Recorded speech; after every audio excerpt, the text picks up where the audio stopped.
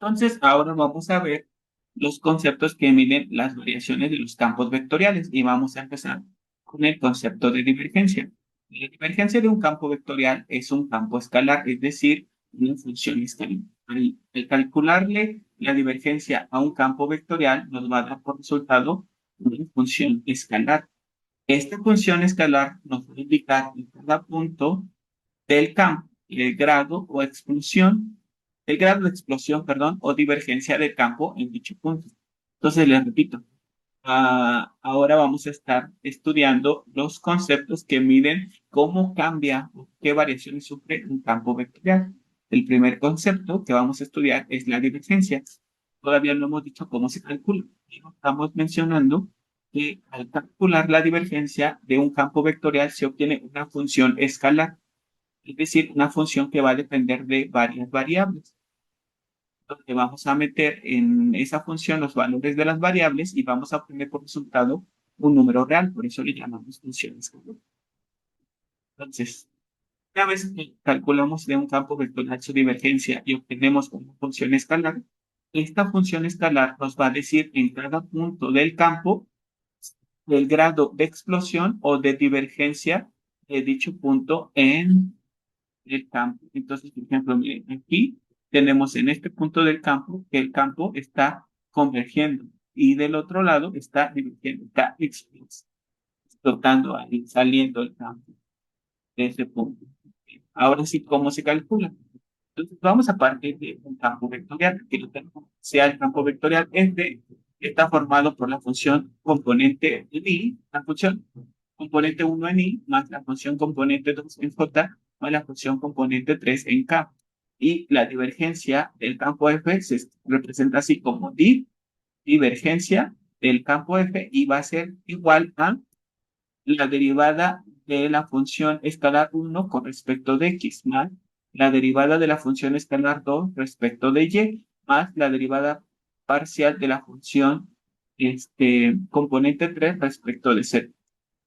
Es decir, que la divergencia se va a obtener a través de un producto punto. ¿De quién? Del vector gradiente, perdón, del operador nabla, que es un operador formado por derivadas parciales, la derivada parcial con respecto de x, derivada parcial con respecto de y, derivada parcial con respecto de z, o bien en forma trinómica, derivada parcial con respecto de x en y, más derivada parcial con respecto de y en j, derivada parcial con respecto de z en k, producto punto con los componentes del campo. Entonces, la divergencia es un escalar, una función escalar que se obtiene al hacer el producto punto del operador nabla con el campo. Así de simple.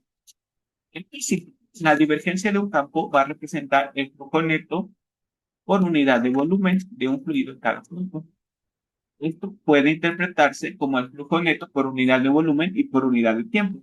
Por ejemplo, si la divergencia de un campo es positiva en el entorno de un punto P, o sea, alrededor de un punto P, entonces significa que ese punto es un punto fuente surgente o manantial, es decir, de ahí está saliendo el campo. Si la divergencia es negativa alrededor de un punto P, entonces a ese punto le llamamos sumidero, es decir, por ahí se está yendo el campo, por ahí se está yendo el campo. Por otro lado, si en una región no hay manantiales ni sumideros, es decir, no hay puntos donde la divergencia sea positiva ni donde sea negativa, entonces la divergencia será completamente cero. Y si la divergencia es cero, se dice que el campo es solenoidal. Entonces, en algunos exámenes nos dicen, determina si el campo es solenoidal. Entonces, ¿qué nos están preguntando? Pues determinar si la divergencia del campo es cero. Porque cuando la divergencia de un campo es cero, se dice que el campo es solenoidal. Si la divergencia de un campo en un punto es positiva, se dice que ese punto es un punto fuente surgente o manantial. Si la divergencia en un punto es negativa, entonces es un punto sumidero.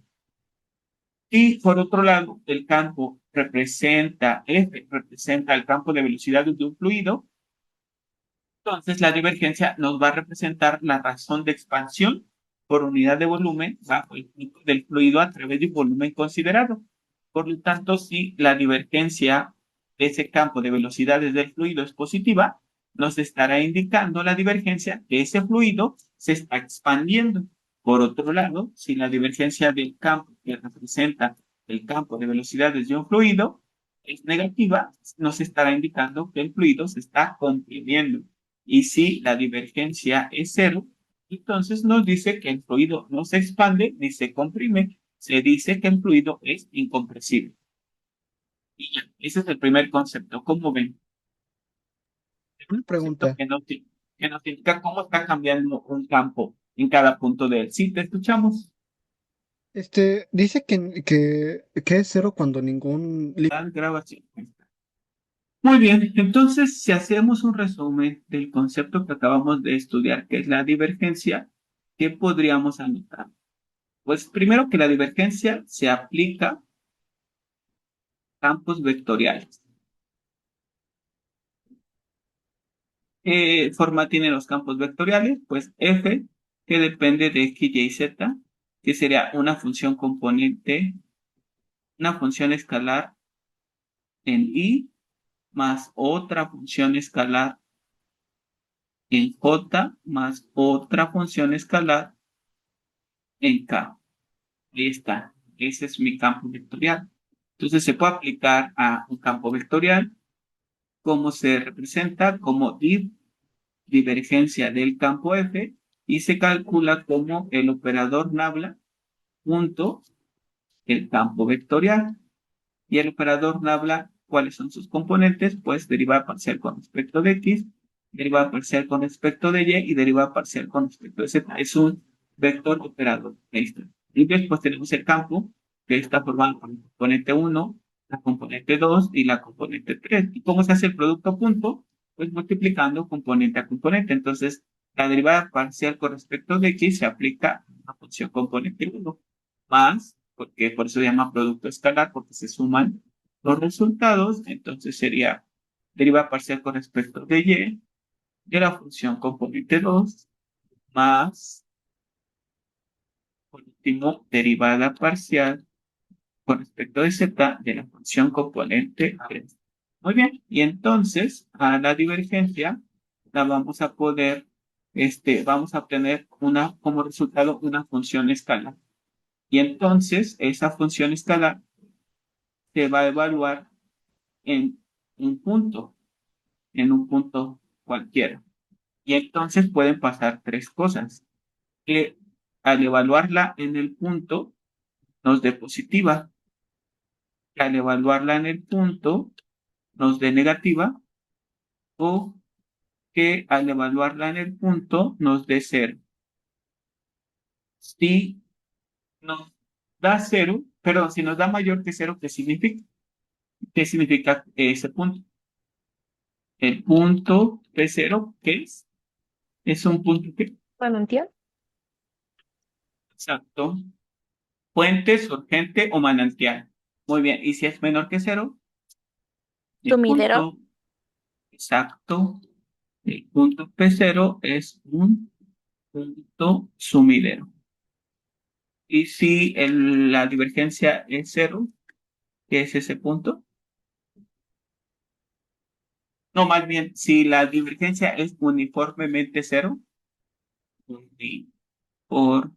uniformemente, si la divergencia es uniformemente cero, ¿qué pasaría? O sea que no importa en qué punto se evalúe, la divergencia nos da siempre cero. ¿Qué significa? Que el campo que es un campo solenoidal. está solenoidal. Muy bien, perfecto. Por otro lado, si F es un campo de velocidades de un fluido, este, si la divergencia del campo es mayor que cero, ¿qué significa? Que el Que fluido se más bien, expande. muy bien, perfecto. El fluido se expande. Si es menor que cero, ¿qué significa? Se comprime. Perfecto. El flujo. el fluido se comprime y si, por último, si la divergencia del campo es cero, ¿qué se dice? ¿Que el qué? El El fluido es fluido es incompresible. incompresible. Perfecto. Muy bien, y ya. Así de fácil es este subtema. Entonces vamos a hacer algún ejercicio. Vamos a cambiarle y vamos a copiar el enunciado. Aquí ¿Puede estamos. regresarle Ahora, tantito otra vez a las fórmulas? sí, déjame copiar el ejercicio y ya. Este,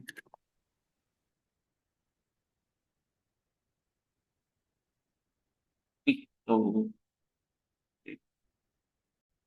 Entonces, nos piden obtener la divergencia y el rotacional de esta función vectorial. Por ahora vamos a calcular solo la divergencia, porque el rotacional pues no lo hemos visto. Ahorita lo vamos a ver después de hacer este y otro ejercicio. Entonces, como habíamos dicho que se representaba la divergencia con las tres primeras letras que son div, el nombre del campo, en este caso se llama f, y cómo se calcula como el producto punto del operador nabla con el campo, y que era el operador nabla un vector formado por las derivadas iniciales, producto punto con los componentes del campo, en este caso son 3x cuadrada y, coma, 5x cúbica, coma, menos y cuadrada. Acuérdense ustedes que un vector se puede representar en forma trinómica o en forma de terna ordenada. Y pues ya simplemente aplican el producto punto que ya conocen. ¿Cómo se realiza el producto punto usual? Multiplicando componentes que ocupan las mismas posiciones. Entonces, ¿eso qué significa? Que a la primera componente del campo le aplico la derivada con respecto de x y le voy a sumar, aplicarle la derivada con respecto de y, la segunda componente del campo, y le voy a sumar, aplicarle la derivada con respecto de z, la tercera componente del campo, y ya veo que me queda por resultado. Entonces, al derivar con respecto de x a 3x cuadrada y, ¿qué obtenemos por resultado? 6x. 6xy, ¿están de acuerdo? Así. Perfecto. Derivar con respecto a y a 5xz cúbica, que nos queda Cero. Cero. 0, y al derivar con respecto a z menos y cuadrada, que nos queda 0. Cero. Entonces, la divergencia del campo es esta función escalar 6xy. Entonces, les decía, la divergencia de un campo vectorial es una función escalar, o sea, una función que depende de varias variables, pero que no tiene los mismos hijos de K porque es un escalar. Es decir, cuando a mí me den un punto, por ejemplo, el punto, el origen, se calcula la divergencia en el origen. Se evaluó donde hay x0, donde haya y0 y donde haya z0. Y entonces me va a quedar que la divergencia en este punto vale 0. Ya, pero no puedo decir que el campo es solenoidal porque para que sea solenoidal tiene que ser uniformemente cero, es decir, era aplicado el operador nabla, me debió de quedar cero. O sea, no importa quién sea el punto, la divergencia siempre vale cero. Si eso pasa, el campo se dice que es solenoidal. Y ya. Entonces, ¿sí entienden la diferencia entre una función vectorial y una función escalar? ¿Sí? Bueno, Sí. muy bien, pues vamos a pasar al siguiente ejercicio.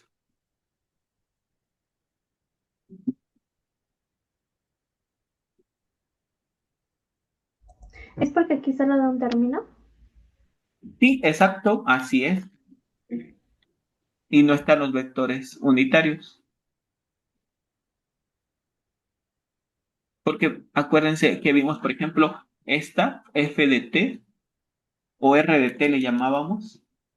R de t es igual a 2t en i más seno de t en j, supongan, más 4t en k. Entonces hay un solo parámetro, pero da por resultado un vector. Entonces esta sigue siendo una función vectorial.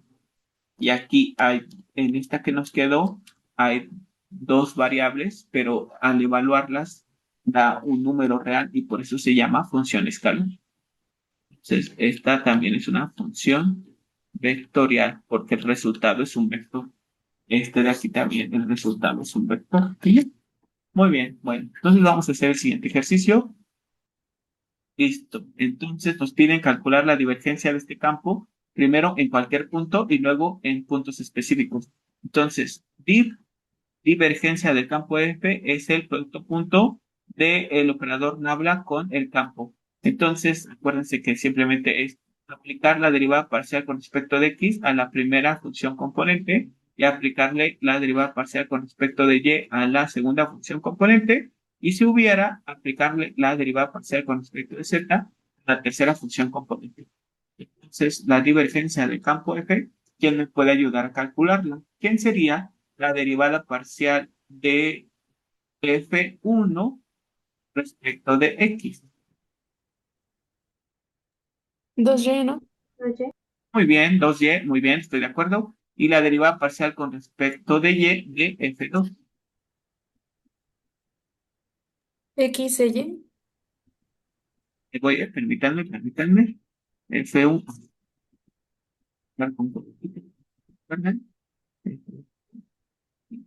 Y estaría F2. Muy bien. Entonces me dijeron que la derivada parcial con respecto de Y de F2 sería, ¿bien? X por E a la Y. ¿Están de acuerdo? O sea, la misma expresión. Sí. Muy bien, eso es porque X se considera constante y sale de la derivada. Entonces solo derivo E a la Y con respecto de Y. Y la derivada de E a la Y es ella misma por la derivada de su argumento. Pero como su argumento es Y, la derivada vale 1 y por eso quedó la misma expresión. Muy bien, gracias, Vika. Entonces ahora, esta es la divergencia en cualquier punto. O sea, cuando está en términos de X, Y, Z, significa que es la divergencia en cualquier punto. Pero si ahora nos piden calcular la divergencia en el punto 0, pues simplemente a donde veamos X ponemos un 0 y donde veamos Y ponemos un 0. Y entonces, ¿qué nos queda por resultado? La divergencia en el punto 0, ¿cuánto vale?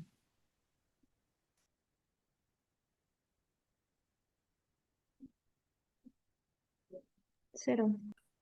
0, muy Cero. bien, perfecto. Muy bien, perfecto. Ahora vamos a calcular la divergencia en el punto Q de coordenadas 1, es decir, a donde veamos X ponemos 1 y donde veamos Y también vamos a poner 1. Entonces nos queda 2 por 1, 2, 1 por E a la 1, pues es E. Entonces el resultado es C. Y ya. Ahora, por último, para calcular la divergencia en el punto W de coordenadas -1, a donde veamos X ponemos -1 y a donde veamos Y ponemos -1. Entonces nos quedaría 2 por -1 más -1 por E a la -1. 2 por -1 es -2. -1 por E a la -1 es menos C a la -1. Como no podemos dejar exponentes negativos, no cambiamos de posición y entonces nos quedaría como 2, perdón, -2 menos 1 sobre E. Y ese sería la posición. Bien. No sé si tengan alguna duda. Listo, dice, determina el valor de la constante A para que este campo sea solenoidal. Entonces, ¿qué significa que un campo sea solenoidal? Ponemos aquí, un campo es solenoidal, sí que. Si es cero su divergencia. Exacto, muy bien. Si la divergencia del campo es cero. Muy bien. Entonces, nos piden que determinemos cuánto debe de valer A para que la divergencia sea cero. Pues calculamos la divergencia de este campo F. Div del campo F es el producto punto del operador nabla con el campo, o sea, deriva parcial con respecto de X de la primera función componente del campo, más deriva parcial con respecto de Y de la segunda función componente, más deriva parcial con respecto de Z de la tercera función componente. Ok, entonces la divergencia del campo F, ¿quién sería? ¿Cuál es la derivada parcial de la primera función componente del campo con respecto de X? 1. No, muy bien, perfecto. ¿Cuál es la derivada parcial con respecto de Y de la segunda función componente? Uno. Uno. No, también, perfecto. Y por último, ¿cuál es la derivada parcial con respecto de z de la tercera función componente? A. Ah, muy bien. Entonces, para que el campo sea solenoidal, ponemos para que el campo sea solenoidal, debe de pasar que 1 más 1 más A deben de dar 0. Por lo tanto, A debe de valer menos 2. Y así de fácil fue resolver este ejercicio. ¿Están de acuerdo? Sí. Sí. Listo, ahora sí. El rotacional de un campo vectorial nos indica en cada punto del campo los remolinos que forma el campo cerca de dicho punto. Entonces, fíjense, por aquí, en este punto, nuestro campo está formando este remolino. ¿Sí? En este otro punto, nuestro campo está formando un remolino. ¿Muy bien? Aquí en este punto, nuestro campo está formando un remolino. Y en este otro punto, nuestro campo está formando un remolino. Entonces, el rotacional del campo nos indica en cada punto los remolinos que se están formando. Muy bien. El racional de un campo pues, se va a aplicar a un campo vectorial que está formado por funciones componentes. ¿Cuántas? Pues dependiendo, en este caso, nuestro campo vectorial va de represar 3. El rotacional, observen, del campo es la derivada parcial de F3 con respecto de Y menos la derivada parcial de F2 con respecto de Z. Todo eso en I. Y nos vamos dando cuenta que la divergencia de un campo es una función escalar, pero el rotacional de un campo es un vector, una función vectorial. Entonces, otra vez, el rotacional del campo F es derivada parcial de F3 con respecto de Y menos derivada parcial de F2 con respecto de Z, en I, más derivada parcial de F1 con respecto de Z, menos derivada parcial de F3 con respecto de X en J. Y por último, derivada parcial de F2 con respecto de X, menos derivada parcial de F1 con respecto de Y, todo eso en K. Una forma fácil de aprenderse esta expresión, pues es recordar la expresión que define la rotacional del campo a través de un producto cruz. Entonces, el rotacional de un campo es el producto cruz que el operador nabla con el campo. Entonces, ¿cómo hacíamos los productos cruz en cálculo y geometría analítica? A través de un pseudo determinante. En el primer renglón escribíamos a los vectores unitarios y con el campo. En el segundo renglón, a los componentes del primer vector. En este caso, el primer vector es el operador nabla. Entonces, en el segundo renglón va derivada parcial con respecto de X, derivada parcial con respecto de Y, derivada parcial con respecto de Z. Y en el tercer y último renglón van las componentes del campo. Y pues ya, simplemente resolvemos este pseudo determinante por el método de cofactor. Y llegamos a expresiones. Se calcula el rotacional, como ven. La divergencia es el producto punto del operador nabla con el campo y el rotacional es el producto del operador nabla con el campo. La divergencia da una función escalar, el rotacional de un campo vectorial da por resultado otro campo vectorial, otra función vectorial. Muy bien. Bueno, entonces, ¿qué podemos decir sobre el rotacional? Que sí, para cualquier ¿Te punto del podría dominio. regresar un momento? No, Perdón no, por no más. interrumpir. Ahorita lo anotamos en el resumen, acuérdate. Entonces, si para cualquier punto del dominio del campo rotacional es el vector cero, entonces se dice que el campo es irrotacional o conservador. Eso significa que en cualquier punto del campo no está generando remolinos, no hay remolinos. Si el resultado de calcular el rotacional es el vector cero, significa que no hay remolinos. Que el campo no está rotando, que no está generando rotaciones en ningún punto. Pero, por el contrario, si el rotacional del campo es diferente del vector cero, es decir, no es cualquier otra cosa, entonces se dice que el campo rota. Rota no es conservativo. Si hablamos que el campo representa flujo de un fluido, por ejemplo, diríamos que el flujo es turbulento. O sea, si, por ejemplo, tengo una función que describa el flujo de agua a través de un río y veo que el modelo matemático que lo describe al calcular el rotacional no me da el vector cero. Eso significa que ese río está generando muchos remolinos en estos lugares.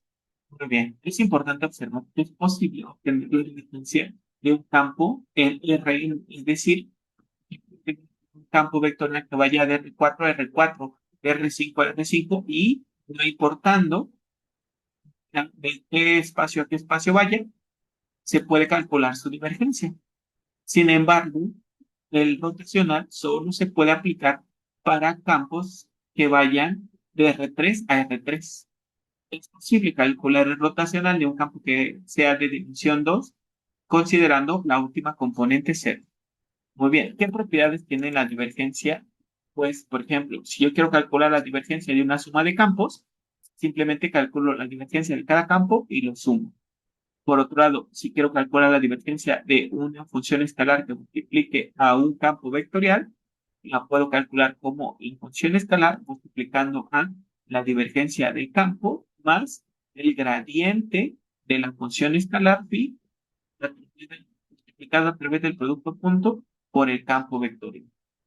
Por otro lado, si quiero calcular la divergencia del producto cruz de dos campos, el primer, el segundo campo vectorial, producto punto, con el rotacional del primer campo menos el primer campo vectorial punto el rotacional del segundo campo. Por otro lado, si quiero calcular la divergencia de una función escalar phi multiplicada por el gradiente de otra función escalar f, lo puedo calcular como la función escalar phi por, y observen que tengo el operador nabla al cuadrado de f, que eso se conoce como la divergencia del gradiente. Estoy al vector gradiente de f, le aplico la divergencia, que es el producto punto del operador nabla por un campo más la divergencia de la función escalar phi. Perdón. Este es el gradiente de la función escalar phi, producto punto, el gradiente de f. Muy bien. Bueno, ¿qué propiedades tiene la divergencia? La divergencia del gradiente es a su vez este campo escalar. Que este campo escalar que se obtiene tiene importancia para nosotros los ingenieros, también para los físicos y para los matemáticos. Les decía que la divergencia es un campo escalar. Y nosotros a una función escalar, y voy a anotar aquí, pongan aquí, tengo phi de x, y, z, que estas son el tipo de funciones que estudiamos en cálculo integral.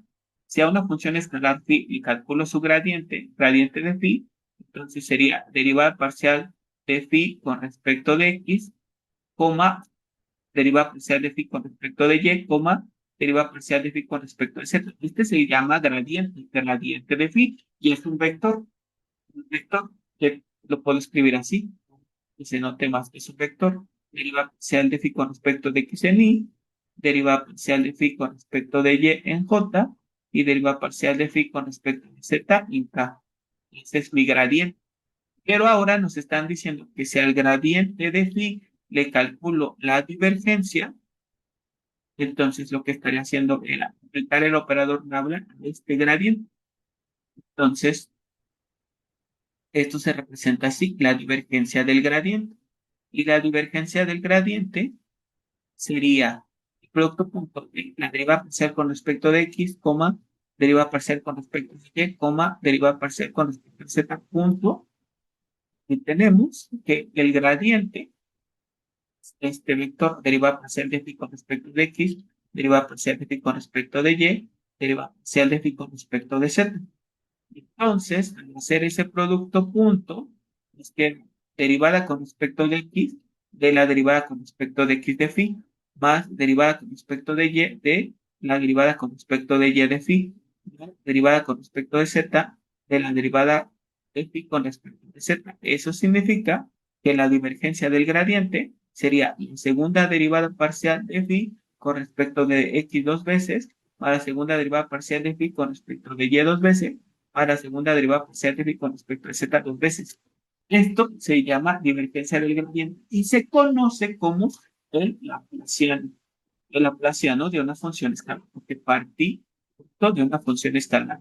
Y al calcular su gradiente me quedó un campo vectorial, y a ese le pude calcular su divergencia y me quedó esta expresión.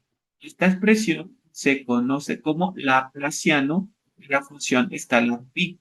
Si el laplaciano es igual a 0, se dice que la función es una función armónica. Y hasta ahí sería la teoría. Entonces vamos a hacer un resumen. Leímos hace unos minutos primero el rotacional. ¿Están de acuerdo? Rotacional. Este rotacional, notamos, se aplica a campos vectoriales. ¿Están de acuerdo? ¿Cómo se representa? Como rotacional del campo F y se calcula como el producto cruz del operador nabla con el campo F. ¿Cómo aprendimos a hacer producto cruz entre vectores? A través de un pseudo determinante. ¿Qué escribíamos en el primer renglón? Los vectores unitarios y J y K. ¿Qué escribíamos en el segundo renglón? Las componentes del primer vector. Mi primer vector es el operador nabla. Su primera componente es la derivada parcial con respecto de X. Su segunda componente, la derivada parcial con respecto de Y. Y su tercera componente, la derivada parcial con respecto de Z. Y por último, vamos a escribir las componentes del campo, que serían la función componente 1, la función componente 2 y la función componente 3. Muy bien, entonces, ¿cómo se efectuaría esta operación? Pues muy fácil, sería para I, sería ¿quién? ¿Cuál es el menor para I? Ah, fácil, la por renglón y columna. Entonces, ¿quiénes me quedaron? Pues me quedaron derivada parcial con respecto de Y, derivada parcial con respecto de Z, F2 y F3. ¿Están de acuerdo conmigo? ¿A ese punto? Sí. Sí. Bueno, luego sería menos J por su menor, que sería derivada parcial con respecto de X, derivada con respecto de Z, y serían F1 y F3. Porque también este ritmo de esta columna me quedaron estos dos y estos dos. ¿De acuerdo? Y por último, K sería por renglón y columna. Entonces, quedaría derivada con respecto de X, derivada con respecto de Y F1 y F2. Muy bien, entonces, ¿cómo nos quedaría? El rotacional del campo F, pues sería la derivada parcial de F3 con respecto de Y menos la derivada parcial de F2 con respecto de Z. Todo eso en Y. O sería menos la derivada parcial de F3 con respecto de X menos la derivada parcial de F1 con respecto de Z. Todo eso en J. Y por último, más la derivada parcial de F2 con respecto a X con respecto de X menos la derivada parcial de F1 con respecto de Y. Y ya, en K. Todo esto en K. Nada más en el texto venía factorizado el signo. Entonces se saca el signo y es positivo. Y primero se pone F1 y luego F3. Pero pues es lo mismo. Entonces lo vamos a dejar como usualmente lo calculamos. Ya está. Muy bien, esto es cómo se calcula el rotacional. Después, si el rotacional del campo es cero, ¿qué se dice del campo? Y si el rotacional del campo es diferente a cero, ¿qué se dice del campo? Si el rotacional del campo es cero, ¿qué se dice? ¿Cómo El sería? campo es conservativo o Con- Exacto, muy bien. Conservativo o irrotacional. O sea, que no rota, que se mantiene. Pero si el rotacional es diferente de cero, el campo es conservativo. ¿Están de acuerdo? Y por otro lado, así como nota, si F representa flujo,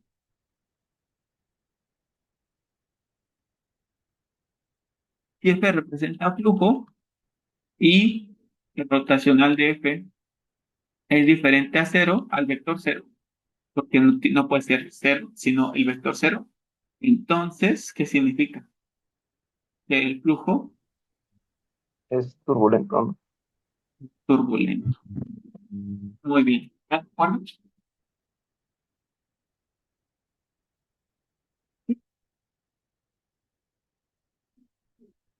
Entonces vamos a dar la grabación. Muy bien, entonces vamos a poner Laplaciano.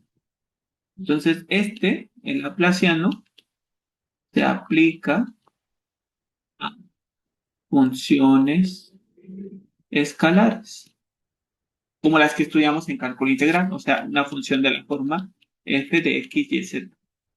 Entonces, lo primero que se hace es calcular el gradiente de f, que sería derivada parcial de f con respecto de x en y, más derivada parcial de f con respecto de y en j, más derivada parcial de f con respecto de z en k, o bien escribirlo como derivada parcial de f con respecto de x, derivada parcial de f con respecto de y, derivada parcial de f con respecto de z. Eso es.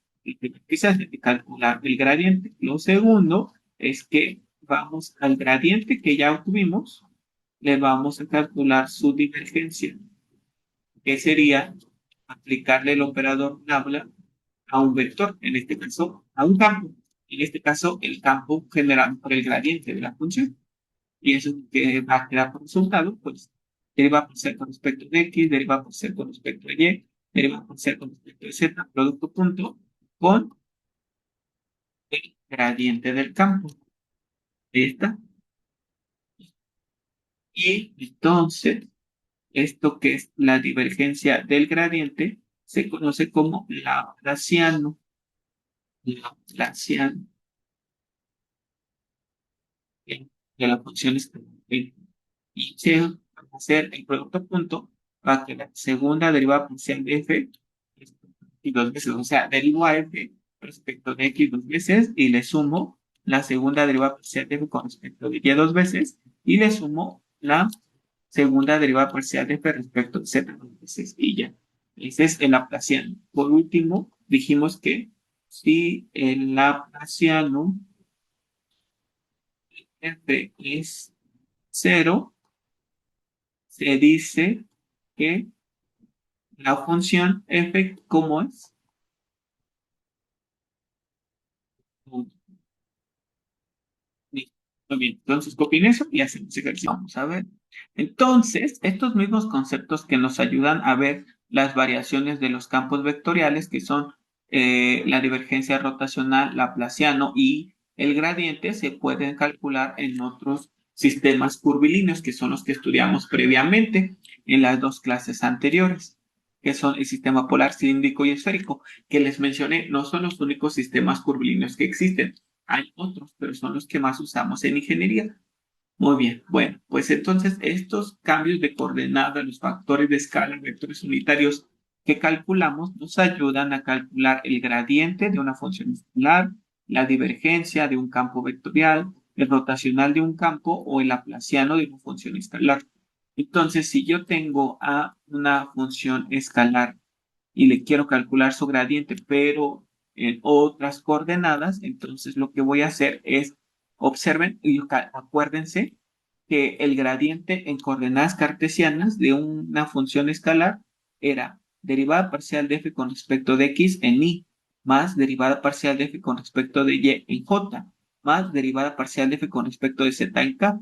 Pero ahora, si estamos trabajando en otros sistemas curvilíneos, entonces sería derivar a la función escalar respecto a la primera variable, multiplicándola por el primer vector unitario. Esto es lo mismo que lo que habíamos hecho en coordenadas cartesianas, porque derivábamos la función con respecto de la primera variable y la multiplicábamos por el primer vector unitario en el sistema x, y, z, que es el vector y. Entonces, esto en esencia es lo mismo. Derivar respecto a la primera variable, multiplicarla por el primer vector unitario. Pero, ¿qué le estamos agregando? Díganme, por favor, ¿qué le estamos agregando al gradiente en otros sistemas curvilíneos? ¿Qué Pues el factor de escala.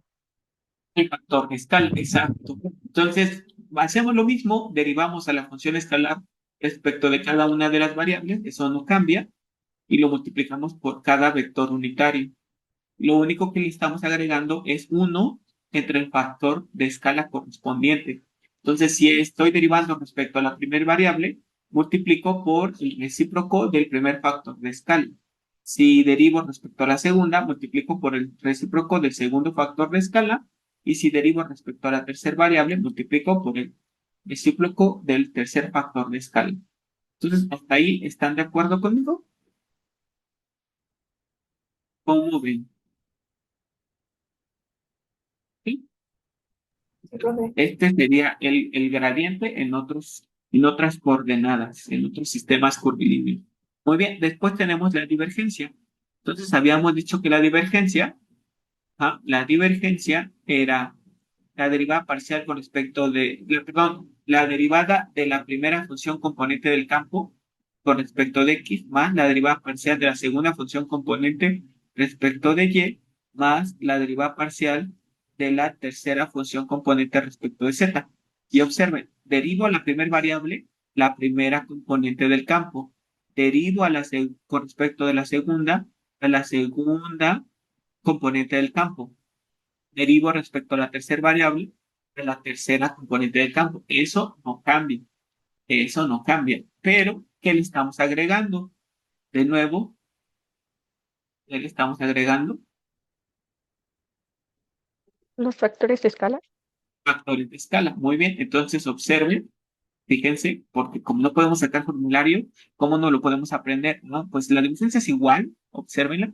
Derivamos con respecto a la primera variable, la primer componente, derivamos a la segunda componente del campo con respecto a la segunda variable y derivamos a la tercera componente del campo con respecto a la tercera. Pero antes de aplicar el operador derivada, lo que hacemos es multiplicar a las componentes del campo por los factores de escala que no sean esa variable. Entonces, lo multiplico por el factor de escala que no sea U. ¿Quiénes son? HB y HW.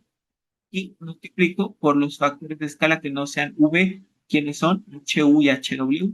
Y aquí multiplico por los factores de escala que no sean W, que son HU y HV. Y van a decir, pero ¿cómo voy a saber con respecto a cuál variable voy a derivar? Pues ya les dije, si derivan a la primer componente con respecto de la primer variable, y entonces multiplican por los factores de escala que no sean estos. Entonces ahora derivan a la segunda componente con respecto a la segunda variable, pero antes multiplican por los factores de escala que no sean HV. Y así de fácil se lo pueden aprender. Muy bien. A lo mejor es un formulario así como este general, pero para un sistema específico, pues ya este formulario general les está diciendo que U representa la primer variable y que V a la segunda y V igual a la tercera. Entonces es sencillo. Entonces, esta parte central ya lo entendieron. ¿Están de acuerdo conmigo? ¿Estoy en lo cierto? ¿Sí entendieron cómo se forma esa primera parte? ¿Estoy claro al ir describiendo estas Algo. expresiones? Sí, muy bien. Entonces, les repito, estoy derivando a un campo vectorial con respecto de cada una de sus variables. Pero si voy a derivar con respecto a la primera, solo se lo aplico a la primer componente del campo.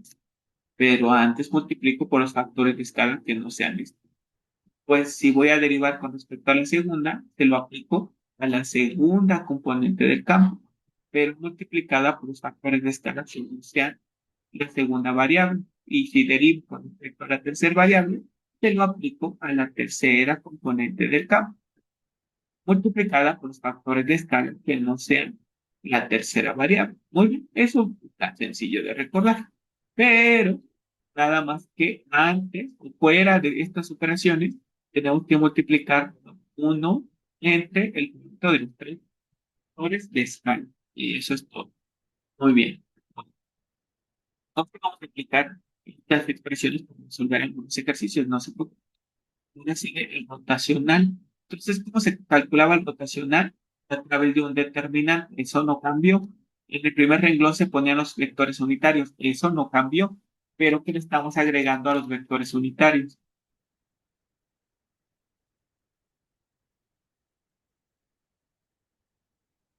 Estamos agregando a los vectores unitarios Los factores Igual de el escala. factor de Los escala. factores de escala, exacto, muy bien. Los factores de escala. En el segundo renglón siguen las derivadas parciales con respecto de cada una de las variables y en el tercer y último renglón aparecen las componentes del campo. La primera, la segunda y la tercera, pero de igual manera multiplicada por los factores de escala. Muy bien, entonces no es difícil de recordar, la verdad. Lo único que le agregamos, de nuevo, como en divergencia, uno entre el producto de los factores de escala. Muy bien, ahorita les repito, ahora vamos a hacer los ejercicios al respecto. Y ya para terminar, el laplaciano de una función escalar está formado por las segundas derivadas parciales. Entonces, fíjense que primero calculábamos el gradiente de la función escalar. Ya está. Y entonces el gradiente de una función escalar es esta, era esta expresión, esta. Y luego a esa le aplicábamos la divergencia. La divergencia, que es esta expresión de aquí abajo. Esta. Entonces, por esa razón, nuestro laplaciano queda de esta manera. Pueden, sin problema, sin falla, primero calcular el gradiente de la función escalar. Ya que lo tengan, van a aplicar la divergencia. Y eso es el laplaciano en otros sistemas curvilíneos. Entonces, fíjense, esto de aquí, esto, esto, esos tres términos son el gradiente, según lo que anotamos. Y después a eso se aplica la divergencia. ¿Y cómo se aplicaba la divergencia a un campo vectorial? El gradiente de una función escalar da un campo vectorial. Por lo tanto, a ese campo vectorial le puedo aplicar la divergencia.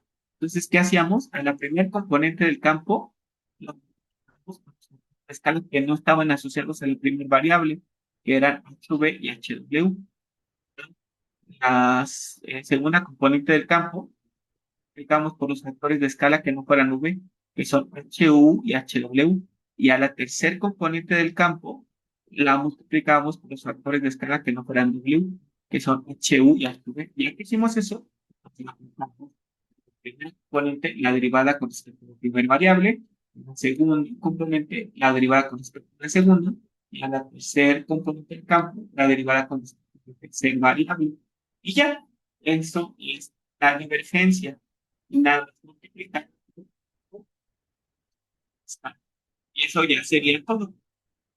Entonces, voy a tomar una captura de pantalla de esto y eso es que voy a poner en se llama, en las notas. Y vamos ahora sí a anudar la grabación. Listo, ahora sí, nos dice expresar al campo F en coordenadas cilíndricas y determinar si es conservativo. Entonces, primero yo les pregunto, ¿qué tiene que suceder para que un campo sea conservativo? Entonces ponemos un campo vectorial es conservativo, sí, sí pasa que El rotacional es igual a cero.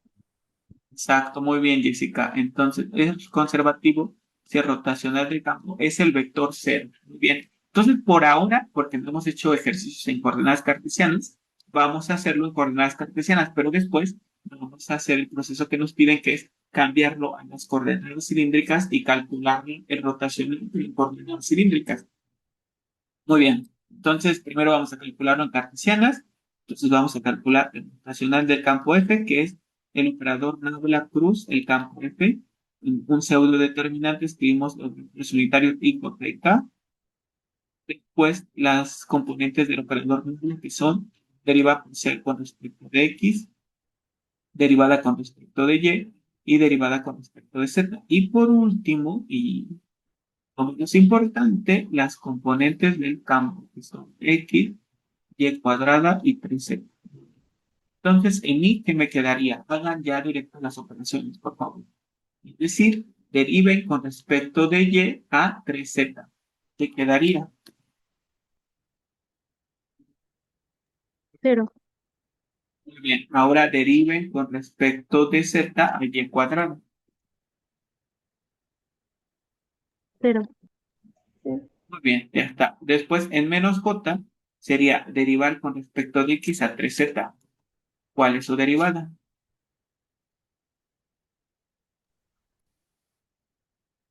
Cero. Cero.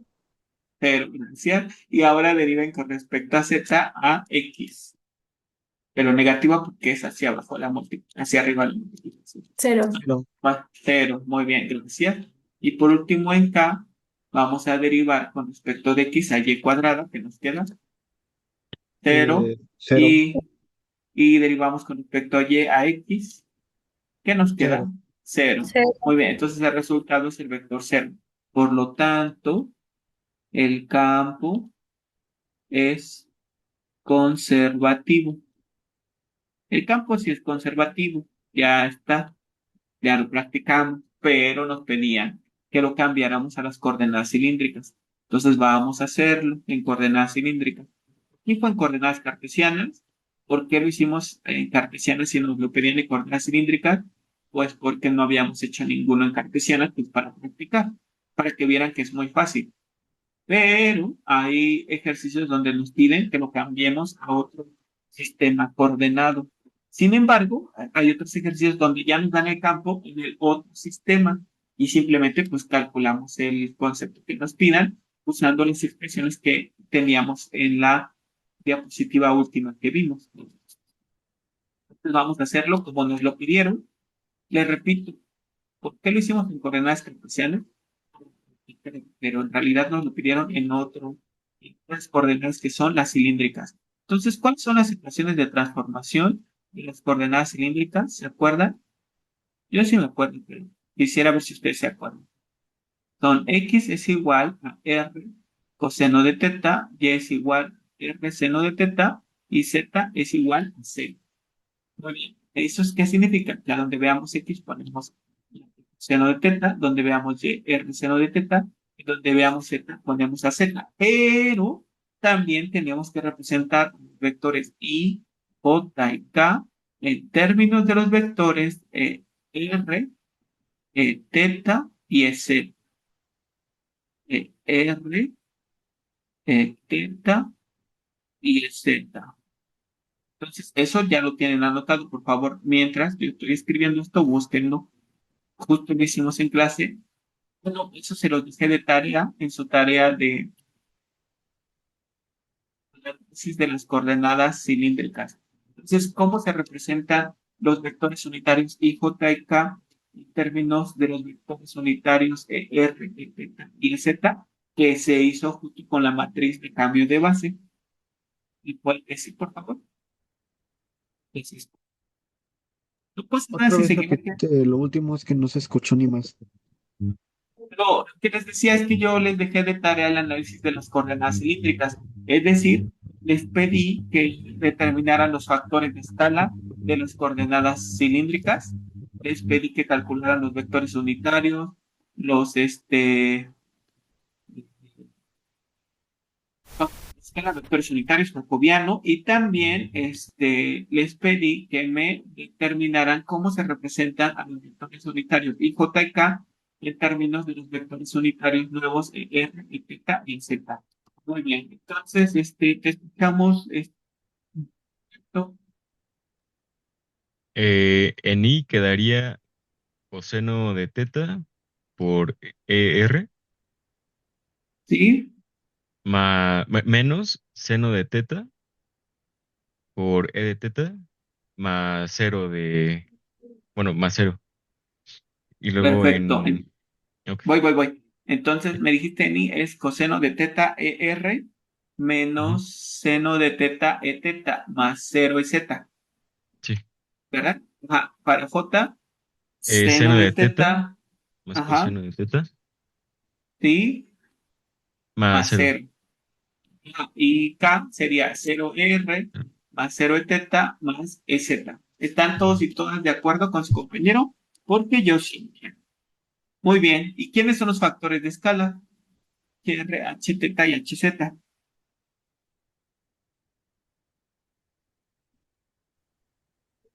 GR vale Es 1. 1, R y Ah, 1. muy bien, perfecto. Ya está.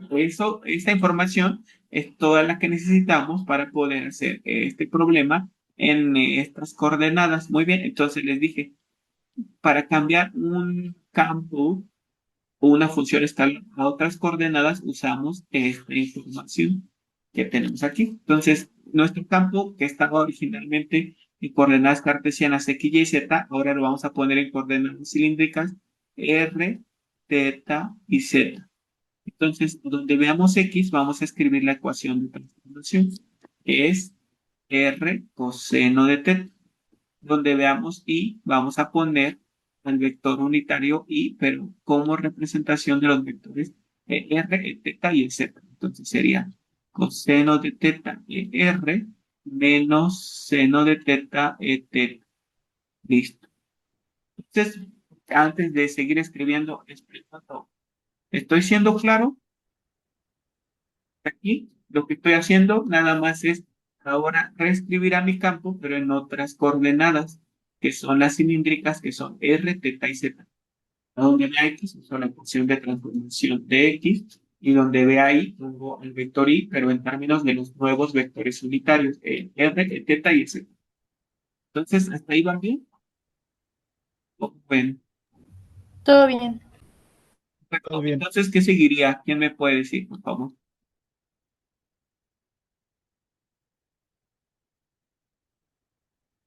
Entonces, ponemos a Y cuadrada, pero ¿quién es Y? R seno de teta. Tiene que ser R seno de θ al cuadrado multiplicado por J, pero J es seno de θ R más coseno de θ θ. Muy bien. Y por último, vamos a poner 3z, ese se queda igual porque z es igual a z, 3z que multiplica acá, y k está fácil porque k simplemente es z, k es z, ya está. Y entonces ahora, antes de cálculo rotacional, desarrollamos y simplificamos. Entonces nos queda r coseno cuadrado de θ e r menos r seno de θ coseno de θ e θ. Nada más estoy distribuyendo el producto sobre la resta. ¿Están de acuerdo con mis resultados? ¿Cómo ven? Sí, profe. Muy bien, ahora distribuimos de nuevo el producto sobre la suma y entonces me quedaría r cuadrada por seno cúbico de θ r más r cuadrada seno cuadrado de θ coseno de θ e θ más 3z e z. Y ya, para terminar, pues simplemente agrupamos o simplificamos términos en el. Entonces, R's tenemos este y este. Entonces me quedaría R coseno cuadrado más R cuadrada seno cúbico de θ. Muy bien. Todo eso por el vector unitario ER. Y nos quedaría más menos R seno de θ coseno de θ más R cuadrada, seno cuadrado de θ, coseno de θ, todo por θ.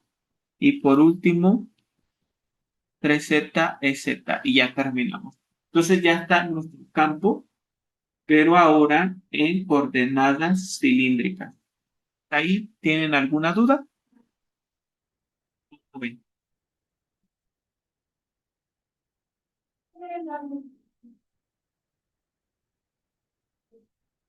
¿Todo bien? Todo bien, profe. Profe. Perfecto. Muy bien, entonces ahora sí vamos a calcular ¿cómo se llama? El gradiente de nuevo, pero en coordenadas cilíndricas. Y entonces, según nosotros anotamos, que el gradiente en cualquier coordenada, sería el gradiente de f sería 1 entre el primer factor de escala multiplicado por la derivada parcial de la función. Es que no vamos a calcular el gradiente, vamos a calcular el rotacional. Pero bueno, ya está. Entonces, muy bien, porque el gradiente se aplica por función escalar y el rotacional por función vectorial. Entonces, rotacional del campo F es el vector Laplace el campo. Entonces, en otras coordenadas sería 1 entre el producto de los factores de escala, el primero, el segundo, el tercero. Luego sería el primer vector unitario por el primer factor de escala, el segundo vector unitario por el segundo factor de escala, el tercer vector unitario por el tercer factor de escala. Eso es en el primer renglón. En el segundo renglón, pues se escribe derivada parcial con respecto de la primer variable, derivada parcial con respecto de la segunda variable, derivada parcial con respecto de la tercera variable. Y en el tercer y último renglón que escribimos, lo voy a cambiar, lo voy a escribir con colores para que sea más clara la diferencia, que es el segundo renglón. Entonces, derivada con respecto de la primera variable, derivada con respecto de la segunda, derivada con respecto de la tercera. Y en el último renglón, pues sería la primera componente del campo multiplicada por el primer factor de escala. Después, la segunda componente del campo por el segundo factor de escala y la tercera componente del campo por el tercer factor de escala. Muy bien, entonces, en coordenadas cilíndricas, ¿cómo sería el rotacional de F? ¿Cómo sería? En las coordenadas cilíndricas. A ver, ¿qué escribirían? Porque esto es en general, pero en las coordenadas que tenemos, ¿qué escribirían? Rotacional de F en cilíndricas sería 1 entre... ¿Quién es el primer factor de escala? No cuánto vale. Estoy preguntando quién es. HR. GR, después el segundo, HT y el tercero HZ. Y ya. Ahora, ¿qué escribiríamos en el primer renglón? ¿Quién es el primer vector unitario? El nuevo sistema. En este caso, en el sistema cilíndrico, ¿quién es el primer vector unitario? R, es multiplicado por el primer factor de escala. ¿Quién es? GR. Luego, ¿quién es el segundo vector unitario? HT va multiplicado por HT, por el segundo factor de escala, que es HT. El tercer vector unitario es EZ, multiplicado por el tercer factor de escala, que es HZ. Muy bien, después sería derivada con respecto a la primera variable, pues es R, derivada con respecto a la segunda, que es θ, y derivada con respecto a la tercera, que es Z.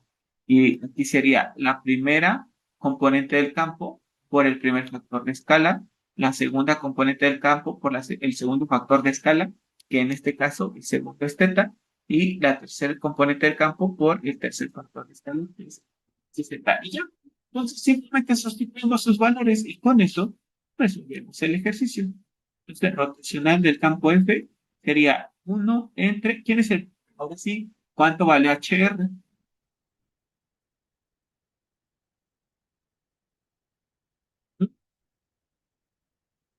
¿Cuánto vale HR? Vale 1. 1. Muy bien. ¿Cuánto vale HT? R. ¿Y cuánto vale HZ? 1. 1. Perfecto, muy bien. Entonces, ahora sustituimos también en el determinante. HR vale 1 por ER, o simplemente ponen ER.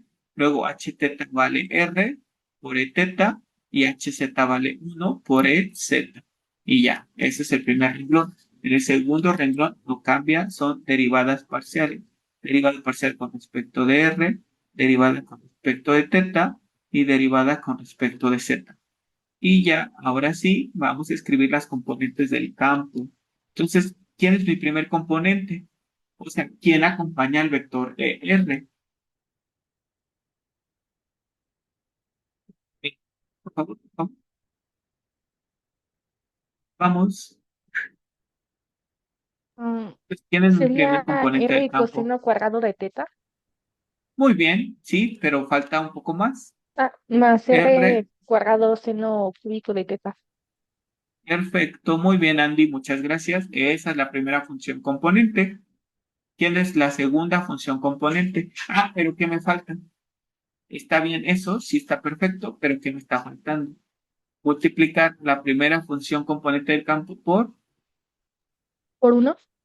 Por uno, Por porque es uno, el exacto, porque es el factor de escala. Muy bien, perfecto, perfecto. Ahora, el segundo factor de escala es R y ese multiplica a la segunda función componente que es menos R seno de teta coseno de teta más R cuadrada seno cuadrado de teta coseno de teta. Muy bien, ya está. Listo. Y ahora, por último, ya para empezar a efectuar las operaciones, sería el tercer factor de escala, que es uno multiplicado por la tercera función componente, que es 3z. Y ya, ¿cómo ven? ¿Sí están de acuerdo? Sí, Sí. Muy bien, muy bien. Voy a duplicar la página y porque ya no tengo espacio y voy a efectuar las operaciones. No, no, no lo eliminé, no te preocupes, dupliqué la página.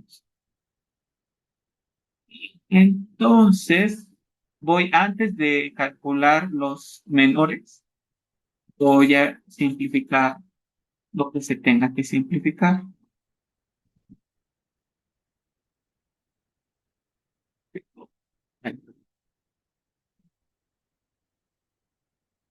Esto.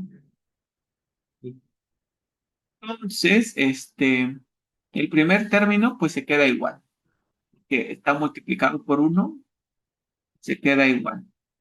¿Están de acuerdo? sí, Pero el segundo sí cambia. Entonces, ¿cómo se escribe ahora?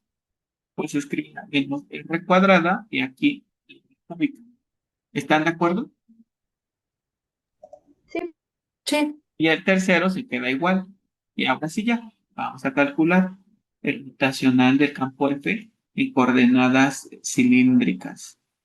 Entonces sería 1 entre R que multiplica quién. Entonces, fíjense, sería el R, que es tapamos renglón y columna.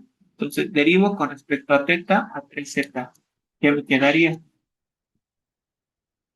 cero, Cero. Muy bien. Y ahora derivo con respecto a z a este término. ¿Qué me queda? cero, Muy bien. Perfecto. Ahora sería menos este vector multiplicado por la escala que multiplica a, entonces acuérdense que tapamos renglón y columna. Entonces derivo con respecto a R esta expresión. ¿Qué me queda? cero y cero en el otro también. Ah, muy bien, porque no contiene, esta no contiene a R y la otra no contiene a Z. Muy bien, muy bien, muy bien. Cero menos cero. Y por último, sería Z, tapamos renglón y columna, y entonces vamos a multiplicar este y vamos a efectuar menos esta operación. Entonces, esas sí se pueden efectuar y no van a ser cero, pero se va a simplificar en cero. Observen. Entonces, deriven con respecto a R esta expresión que me queda.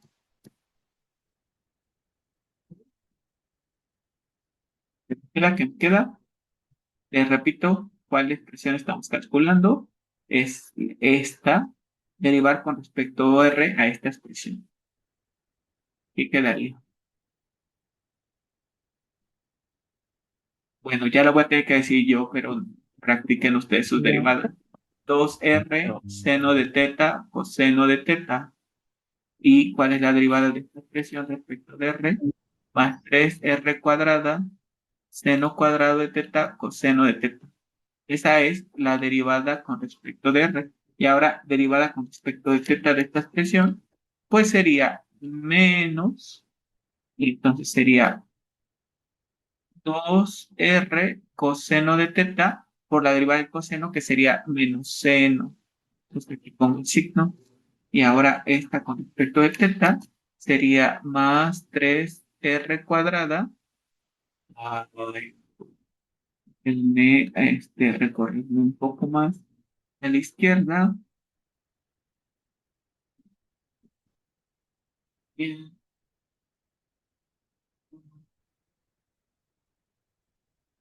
esto Ya que sí, ya no terminamos y ya nos vamos. Que ya no tengo espacio. Sí. Muy bien, entonces les decía, estamos derivando con respecto a teta ahora esta expresión.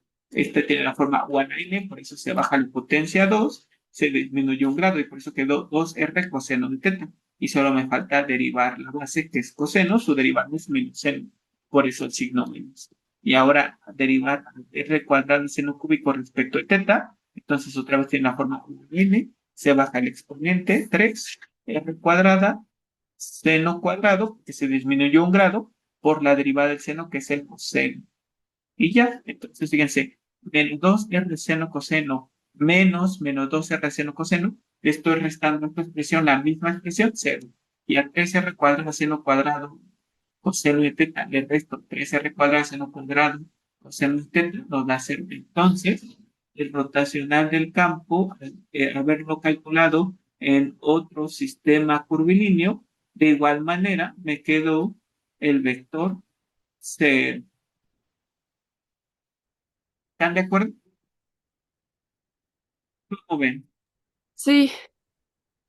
Quedarnos que era irrotacional o conservativo.